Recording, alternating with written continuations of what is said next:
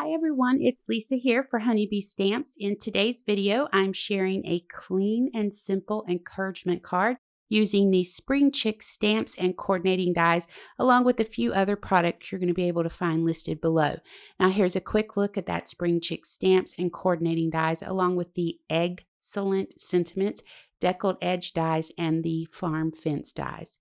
So to get started, I've stamped this adorable rooster from the Spring Chick stamp set onto Bristol Smooth paper using VersaFine Onyx Black ink. And I'm going to speed up through this coloring part because I feel like you can achieve this look with so many coloring mediums. But I am going to talk you through some of this. Now I'm adding a little bit of color to the rooster using my Inktense pencils and Arteza pens. Now I really don't use my Inktense pencils nearly enough, so I thought why not pull them out and use them. And I color the body of this little guy, starting with a very light layer of color from the tan Inktense pencil. And then I'm going to follow that with the Pale Peach Arteza pen. And of course, I'm going to come in with a water brush to fade those colors out to the center of this image. Now for the tail feathers, I'm going to start with the Mallard Green Inktense pencil and water brush, pulling the color out from each end of the feather and towards the center. And shortly, I'm going to come back in and darken this up some with Elephant Gray and Teal Arteza pens. And that's all I'm doing is going through my Arteza pens, finding colors that I think will work well with the pencils.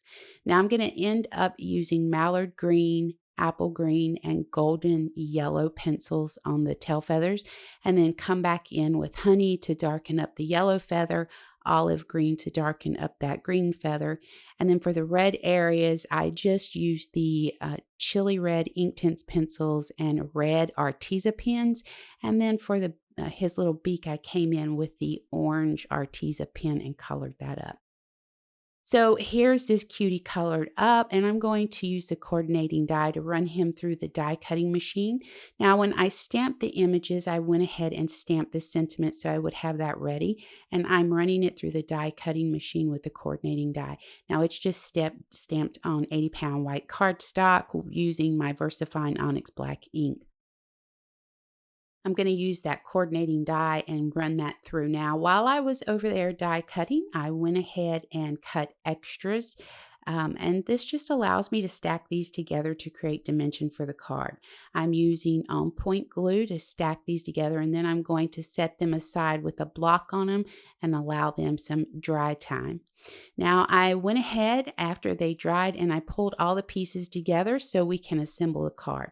I decided to run a piece of white cardstock through the die cutting machine using the largest deckled edge honeycut die, and then I placed the panel in a hexagon embossing folder and then ran that back through my machine.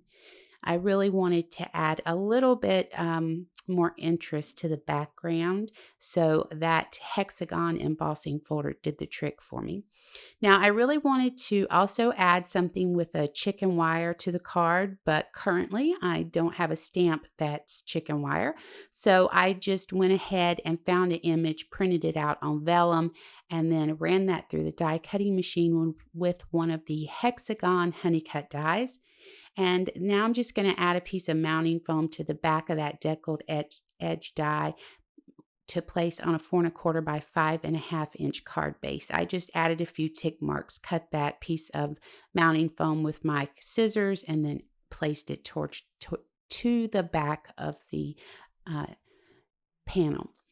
Now, I want to take a second here to talk about this little farm fence die. This thing is so cute. And you get two dies, one that cuts the whole fence out, and then the other cuts the pickets with the details. So I just ran that through the die cut machine with tan cardstock, and I used my own point glue to add those detailed pickets to the whole fence. We're going to just let that dry. So to wrap up the video, we're going to go ahead and start putting all of this together. Now, I'm using a specialty adhesive for vellum on the back of that piece of vellum. Now, if you don't have that, you can use plain adhesive or glue, whatever you want. And if you're worried about it showing through the vellum, then only put the adhesive where it's going to be hid behind this cute little rooster, and then you won't have to worry about it. So some strong double-sided adhesive on the back of him. It's actually sequin tape. And then went ahead and put him to the left side of that hexagon that was die cut out, adding some mounting adhesive strips to the back of the fence, and going to go ahead and place that on the card.